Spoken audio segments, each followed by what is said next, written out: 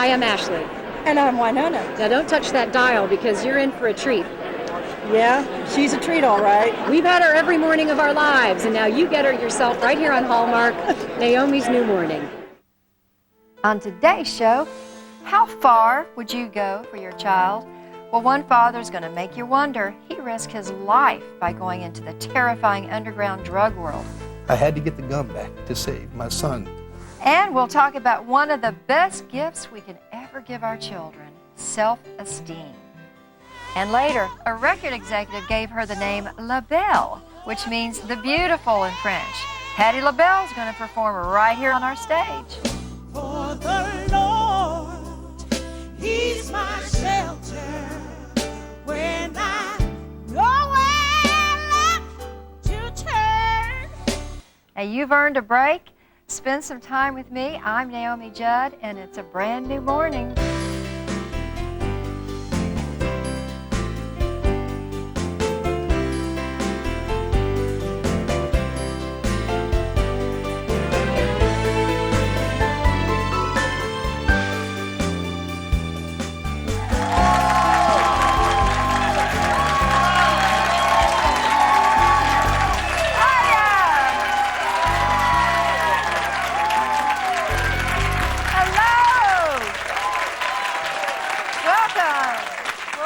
Great new morning.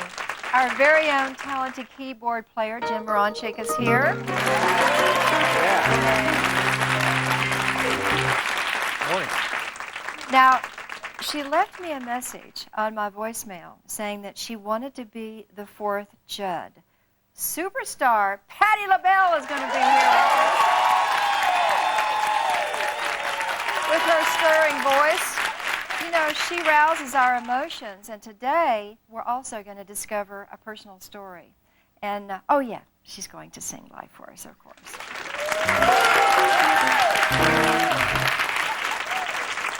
How far would you go for your child? You know, when we talk about selfless love, there's that example of rushing into a burning building to save your child within a split second.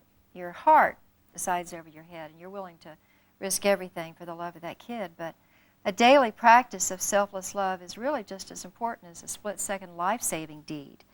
Our first guest is here with just such a story of selfless love. The terrifying ordeal of how he risked his own life for his son by going into the slimy underground drug world.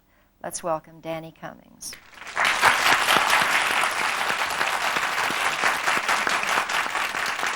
I know you're nervous. Oh, absolutely. Well, tell us a story. How did Daniel get arrested? What happened? I was at work, and my daughter showed up and said that my son had been arrested for armed burglary. He hadn't been raised that way, and I was stunned and thought there was some sort of mistake. So, come to find out, he had gone over to a friend's house. He had graduated 6 months early from high school, had started doing cocaine. He'd been on cocaine for about 4 months. And you had no idea? Did not know at all. He went over to a friend's house. The person wasn't there. He seen a gun leaning against the person's wall, took the gun, went and traded it for 3 grams of cocaine. While he was high, he stole a gun. While he was high, he stole a gun. Mm-hmm. He was 18 and never been in any kind of trouble before. We pled him guilty. We're expecting 2 to 6 months in a boot camp is what the lawyer had told us, and the judge gave him 10 years in prison, day for day, with no possibility of parole. They took him out of the, shackled him, taking him out of the courtroom. I looked over to my lawyer and I said, well, what do we do now? And my lawyer said, there's nothing you can do. Well, I knew. The judge had just told me that he was sending my son away because some drug dealer had a gun out on the streets. At that time there, I decided, you know, I had to get the gun back to save my son. Dan, explain to me the importance of that gun. The gun was the center of everything. Right. Well, in Florida, they have a 10-20 life law. And the gun itself, when my son touched that gun, it was armed burglary. And even though he really truly didn't do an armed burglary, he went into an empty friend's house and took a gun out. Yeah. He got the 10-year sentence because the judge said, there's now a dangerous drug dealer on the streets, and he said, that gun could kill somebody. And he said that was the primary factor for giving my son the 10-year sentence. Okay. Was So the you fact. knew beyond a shadow of a doubt that you had to get I that had gun to get it. back, because that would redeem your son and change the sentence. Absolutely. Now the gun had the girl's name printed on the gun. What girl's name? Candace Miller. She was the one my son took the gun from. Oh, it was a girl, not a guy. Yes. So enlisted my daughter's help, and we started on a journey looking for this gun. I had her put word out on the streets for the gun. Oh, it was several months before we actually were able to make contact. Was able to contact the drug dealer. Well, actually, he called me in the evening, one evening, and said that he had the gun and to bring my daughter. And to meet him at a gas station. So He said to bring your daughter bring my daughter along. along with them. So you not only had your son involved, but now Now I had my daughter. What did that feel like as a dad to think that? Scary, scary. So we had to go down and meet the drug dealer at a gas station. And then, to my horror, he wanted my daughter to go with him Oh no. to get the gun. Probably the toughest decision I've ever made in my life. I can't imagine a parent having to make. Well, we'd been trying for 6 months, and I think I had convinced, he knew this was a father that was going to stop at nothing. If he would have hurt my daughter at all, he was in trouble. Longest 20 minutes of my life, my daughter comes back with the gun. The excitement was, then I look and find out it's not the right gun. Oh. So now we're stuck with a tough decision. Did I get ripped off? Did he just play us for several months? So we go looking for the drug dealer. I go to the drug dealer area. I was able to run into the drug dealer. And so I asked the drug dealer what happened. He told me, he said, Dan, he said, you traded a gun a year and a half earlier. He said, I did not know it was the right gun. He said, here's $200. This was my take. He said, I absolutely cannot go back to the man I got the gun from.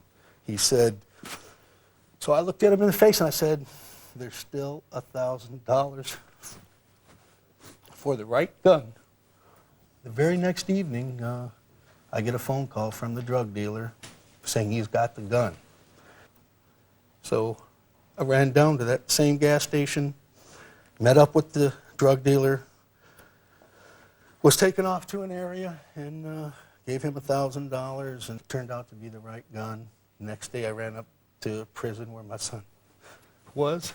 But we still weren't clear because, we had to go for a mitigation hearing, and so we went to the mitigation hearing, and the judge was so impressed with how I went in and dealt in a seamy world of drug dealers and got that gun back that he went ahead and let my son go with the 13 months that he served in prison. And Yay.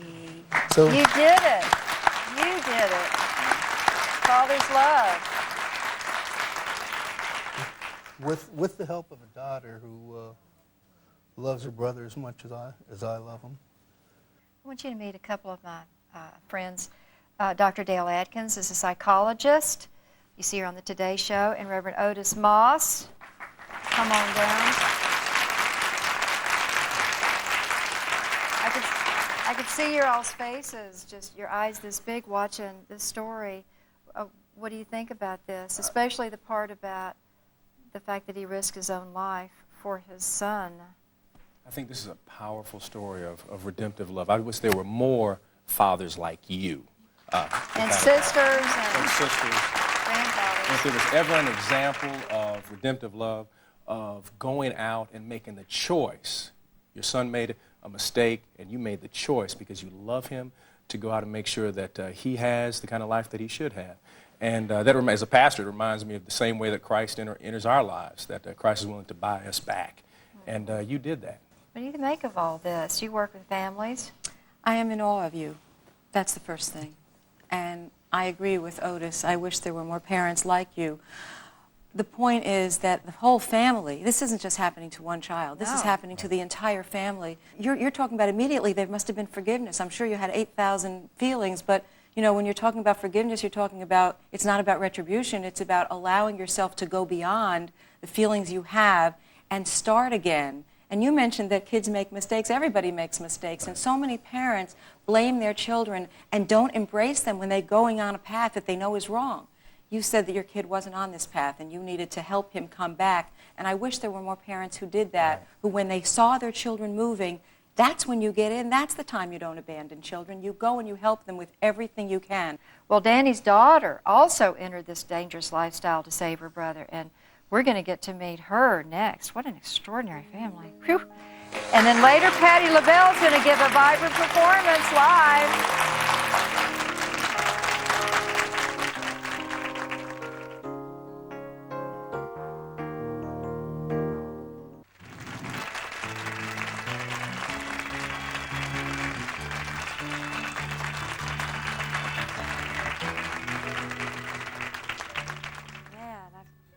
I'm on the edge of my seat here.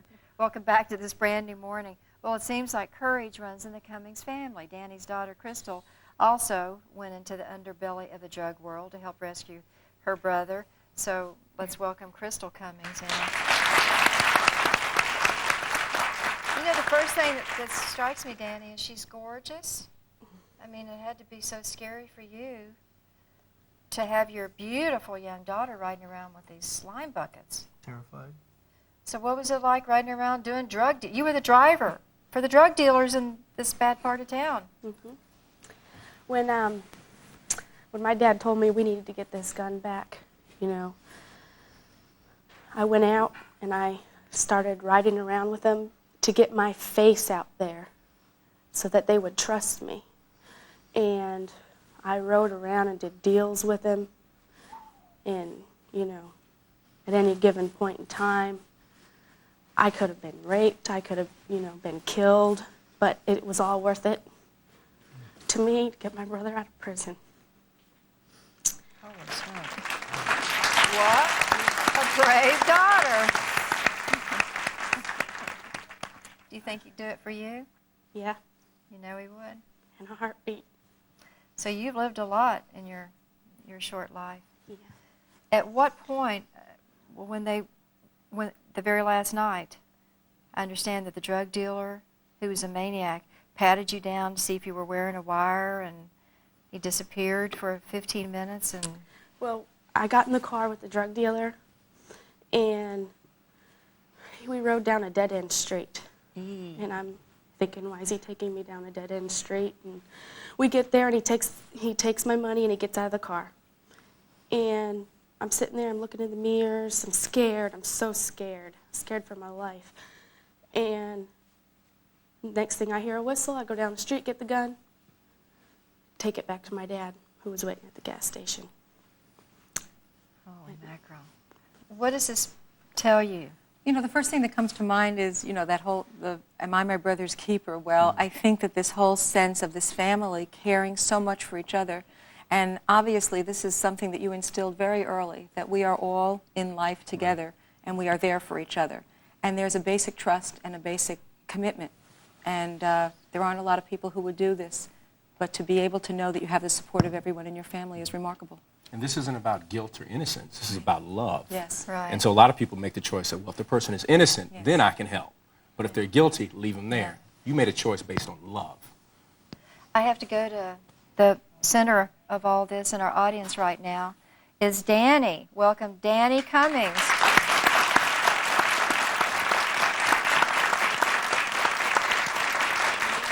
It must have been pretty humbling to know that your sister was doing this and your dad. You know, looking back on it, I'm ashamed, you know, to have to put my family through what I put them through. And, you know, I wish every day I could take it back and not have to put them through the pain and agony that I did. And if I would have known about it at the time, I would have tried to stop it. But you've been clean and sober for 3 years. Yes, ma'am. Yes. Excellent. That's the reward. And I understand you got 10 years probation. Yes, ma'am. What are you going to do with the rest of your life? Just make the best out of it and live each day like it's my last. And I'm happy to be here right now and be able to praise my father and my sister for what they've done for me and give them what they deserve. But I also understand that you go around giving speeches, anti-drug speeches, and telling your story. Yes, I do. Good for you. Good for you.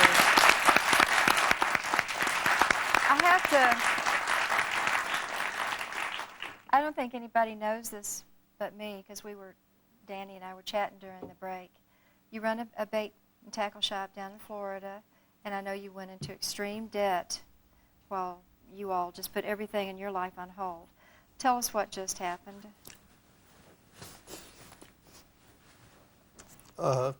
3 days ago, By the way, you don't have to apologize for crying. During the break, you said, I feel so bad that I get emotional. And you said, I know in this society a man's not supposed to cry. These are tears of joy.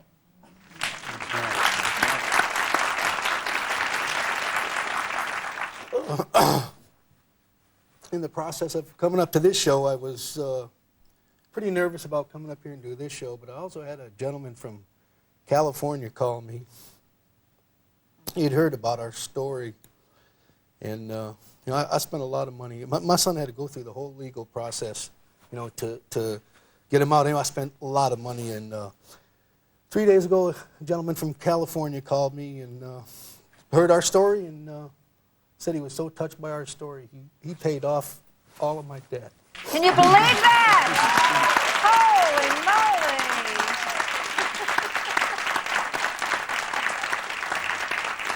An example of family right here. Whoa, thank you so much. Well, next up, we have superstar Patti LaBelle. She's going to offer her great music. Stick around.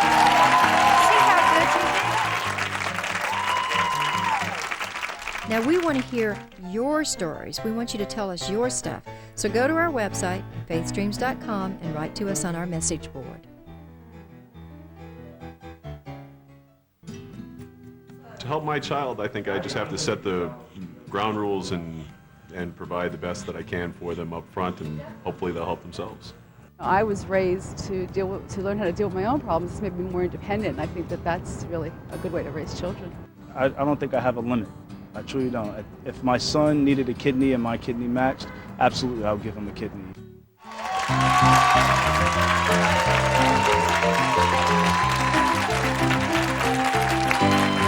She's a music legend.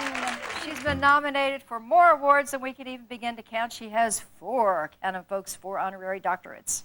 Dr. Patti LaBelle has a big voice and a huge heart. Here she comes.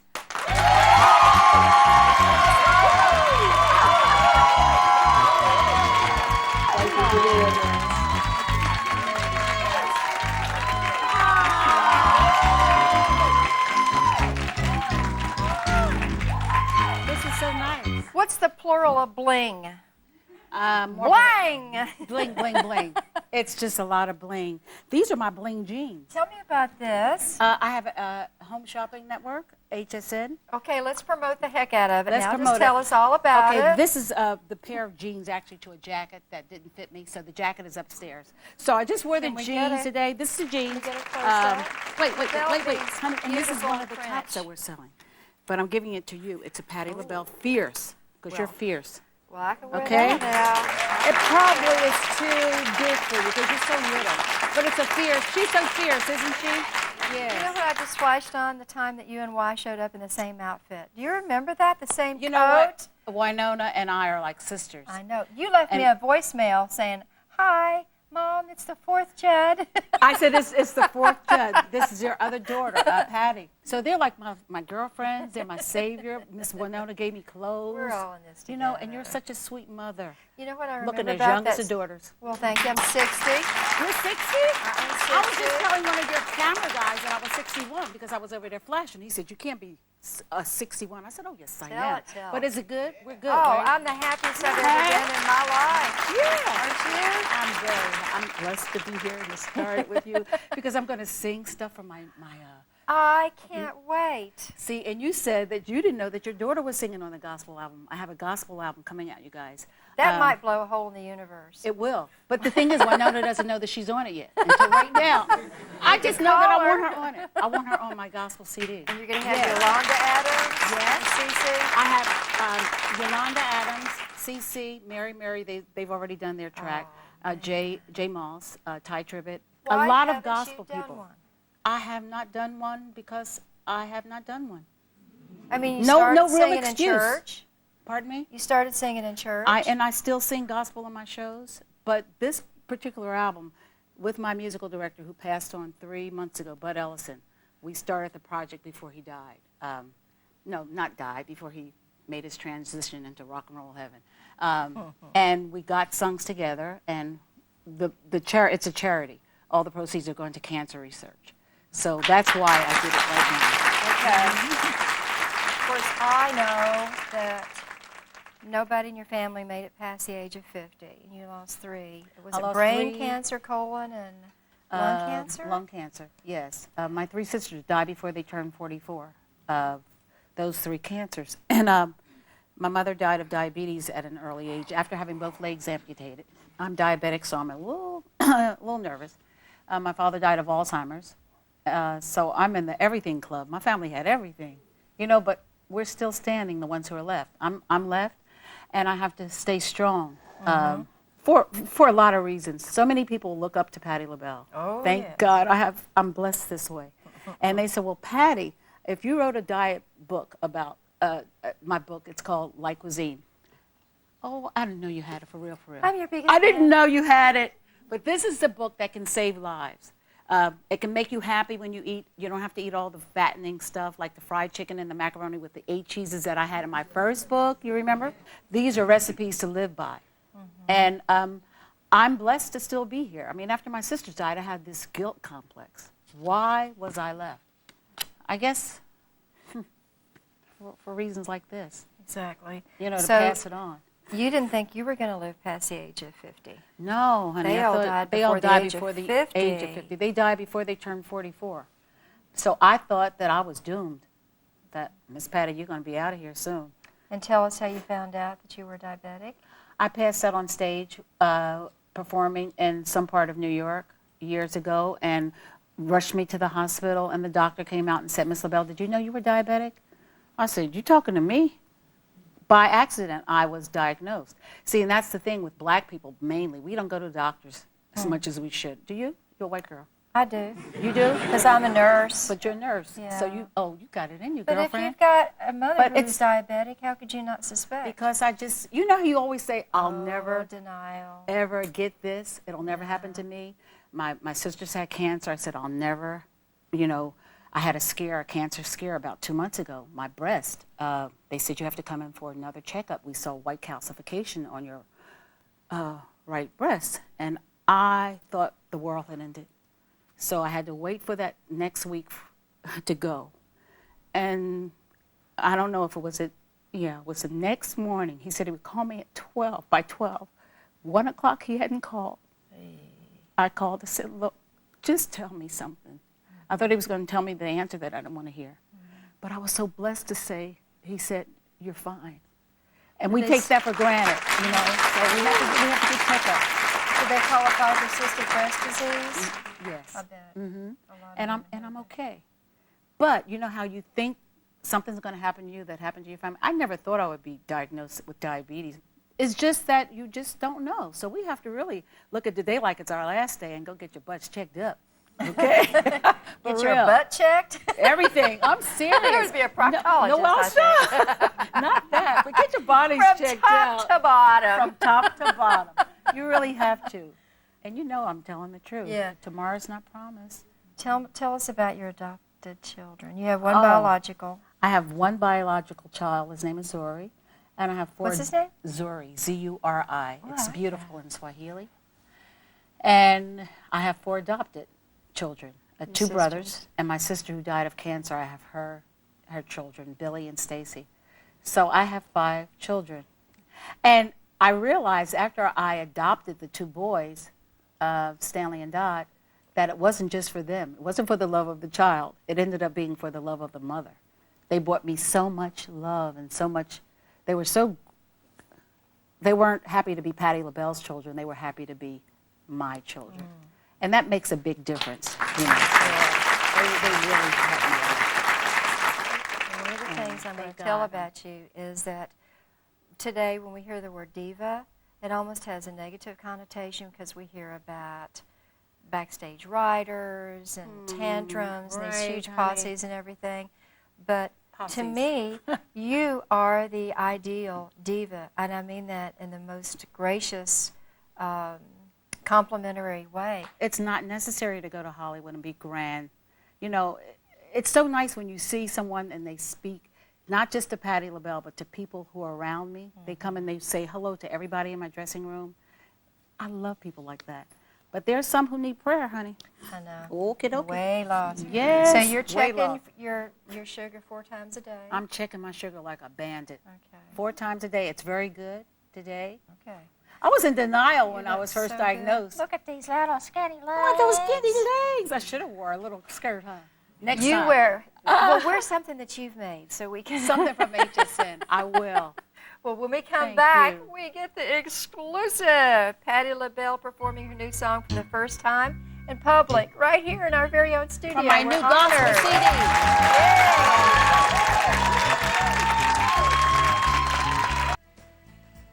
If I could teach my children one thing, I'd say try and find love in your life. I want them to learn, stay in school, do the positive things, be positive. Be who you are, do the best you can, and be happy.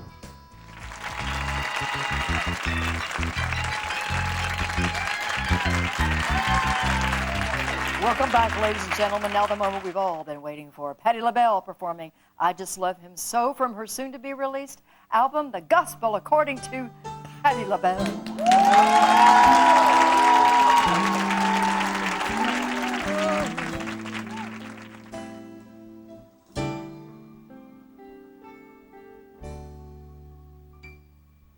Trouble ain't been no stranger, but how can I complain if I laugh in the sunshine?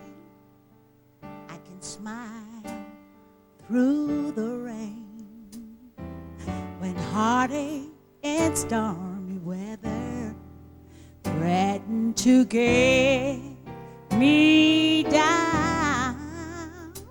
I just look up above and I'm washed in the blood. I rejoice in this joy I found, and I just love him. I love him so more than you ever know. For the Lord, He's my shelter when I nowhere to turn. Everywhere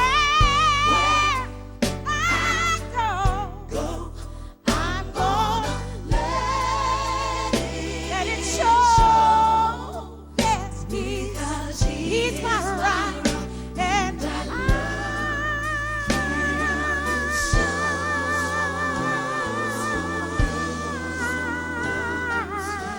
I love Him so. Ooh, His love keeps lifting me higher every time I pray, and He's brand new to me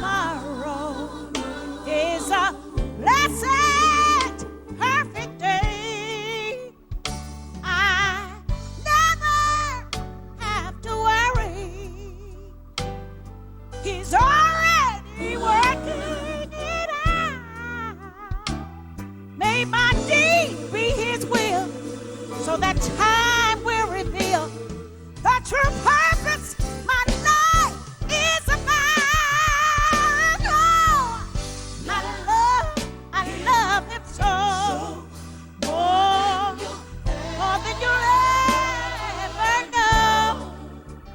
For the Lord, He's my shelter when I'm nowhere to turn.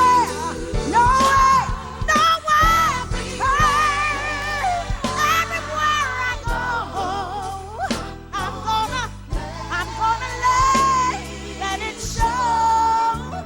Say, He is my rock. I love Him so.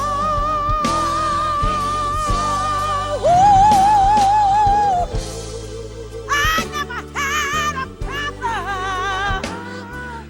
Jesus can fix all right. He's the reason I wake up each day. To Him I give all the praise. I love Him more than you'll ever know. Say the Lord, He is my shelter. Nowhere.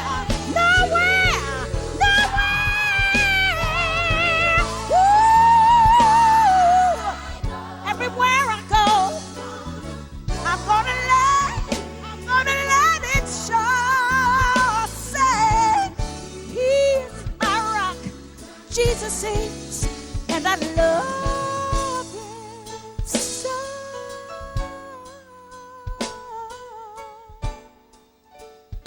I love Him so.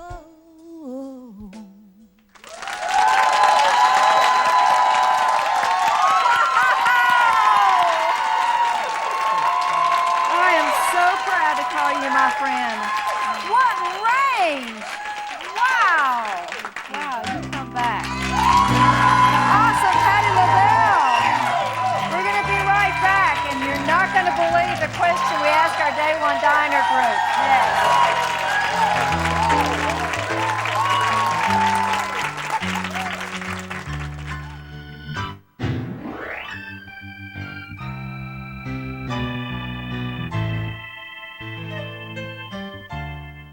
Join Naomi Judd in a special new show.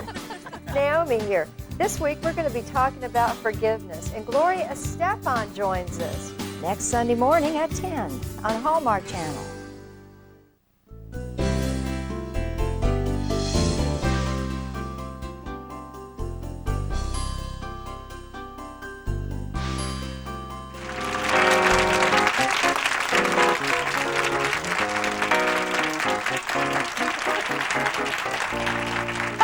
Hey, welcome back. Well, I'm here with my buddy Otis Moss, and I'm anxious to hear what the Day One Diner had to say. Oh, well, you know, the Day One Diner is a diverse group of clergy from around the country, different perspectives, and we've got an interesting topic.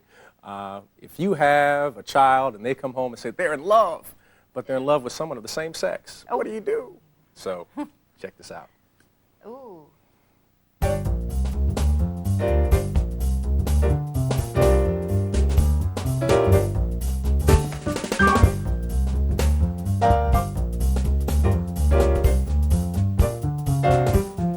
Now here's the hypothetical question, that you have a child, and this child comes to you and says, I'm in love, between the ages of 25 to 30, but you find out that the person is in love with someone of the same sex.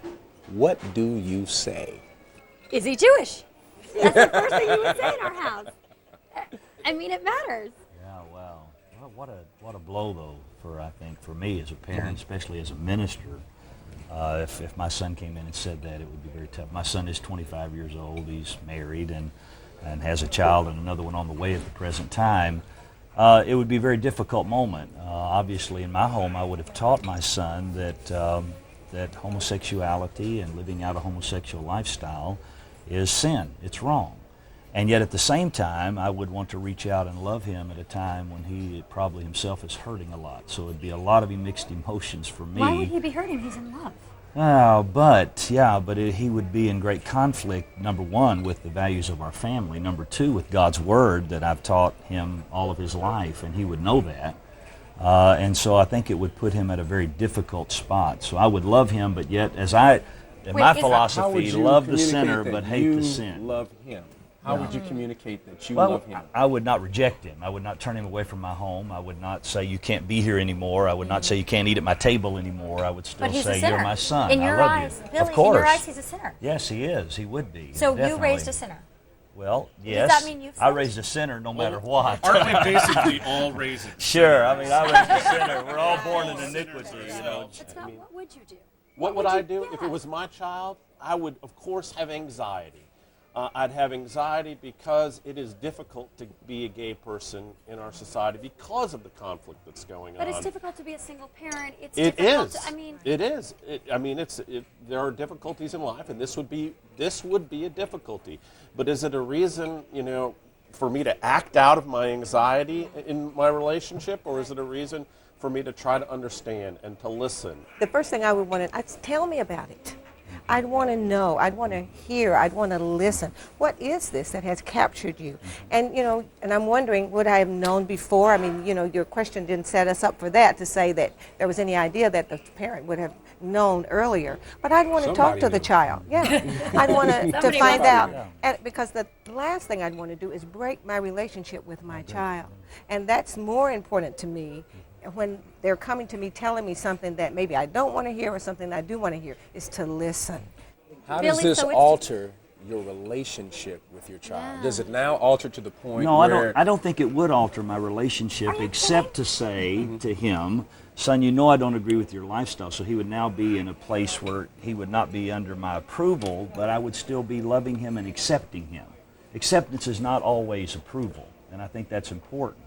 Now, for him, I think it would feel very different to know that he did not have his father's approval for his lifestyle. Mm-hmm. But I would want him to still know that I accept him as a person and I love him and I'm hanging on to him. In fact, I engage more in this moment in his life to hang on to my son and try to, what I feel like, rescue him from something that's very wrong. How do you communicate the idea of love? Mm-hmm. Whether you agree with it or not, how do you communicate that to your child? This is your child. What will you do in that situation? How do you communicate so that your child goes away knowing, I'm loved? First of all, you need to be in a place where you really are loving them. You are really feeling that love for them. And then I think the conversation, as I said, I would start there, to tell me about this, to care about them, to validate their feelings, whether you agree with their feelings or not. To me, that says love, that it's an accepting love, that you're a real person, you've got these real feelings, and that you can feel from me that I'm not just giving you this space, but that I'm being real with you. That's one of the things I love about our show. I think this is one of the most fundamental, critical issues of our day. It's a very difficult issue for a lot of people, and especially for parents when they find out. And we've gotten some email in reference to that. Okay. And I'd like to read two pieces here. One person says, you must be using a different Bible than mine. God is against gays and lesbians. God does not support such a practice. Now the other one says, Jesus taught us to love one another. We don't have to agree with the same-sex relationships in order to accept the person and love the person. We all do things in life that don't necessarily please God and may even go against God's wishes. Doesn't mean God loves us any less or that we should love anyone any less. And so we got two very interesting emails about that, and it was always an interesting topic. But I thought it was a very good discussion because it was a very humane discussion. Instead of demonizing each other, we were able to talk about it and talked about it even more off camera. They all expressed their specific responses. You want to know what I would do? Yes. Well, you've got Danny that was on earlier that was willing to risk his life for his child because he only had one son. I'm in that category. All right. I like what C.S. Lewis said. God is the love that loves all loving. If you have any thoughts or go ahead and applaud if you want.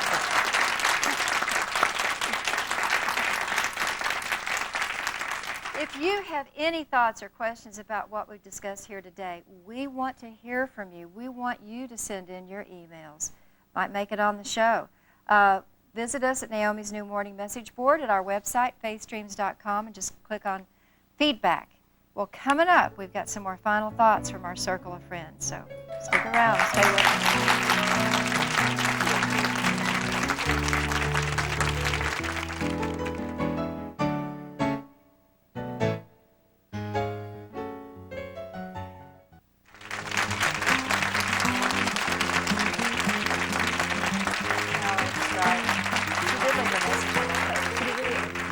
Well, we're back this new morning with my posse, Dr. Dale Atkins and Otis Moss. I think one of the things all parents are supposed to give to their kids is to allow them to feel good about themselves. So take a look at this great tape. Show me a smile then. Don't be unhappy, can't remember when I last saw you laughing. If this world makes you crazy and you've taken all you can bear, you call me up because you know I'll be there. And I see your true colors shining through. I see your true colors, and that's why I love you. So don't be afraid to let them show. You're beautiful like a rainbow. You specialize in this. Do you love it? I love it. I love it. This is exactly what we have to do for our children. We have to give them an environment where they feel fabulous about themselves.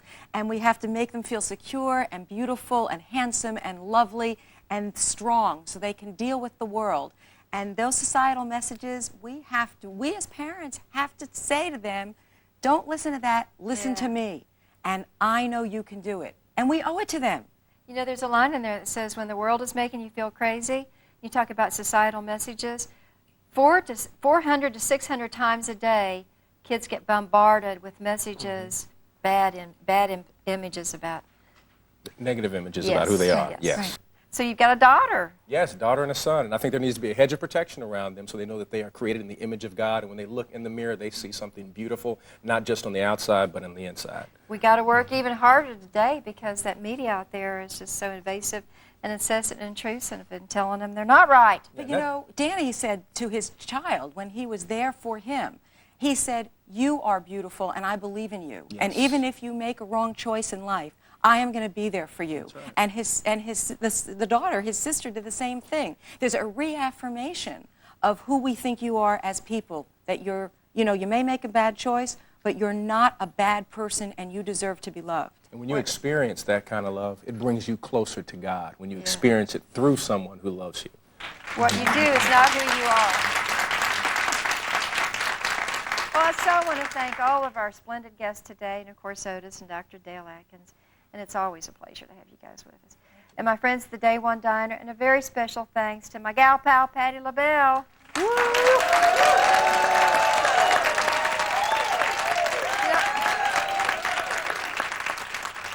Lamb Funk, I think she is. On today's show, we saw stories about some parents who were leading with the heart rather than the head. And I think when we pay attention to our children's feelings and their actions, it really is a selfless kind of love. Well, when you talk at your kid, it creates a closed encounter. When you listen to them, it creates a close encounter.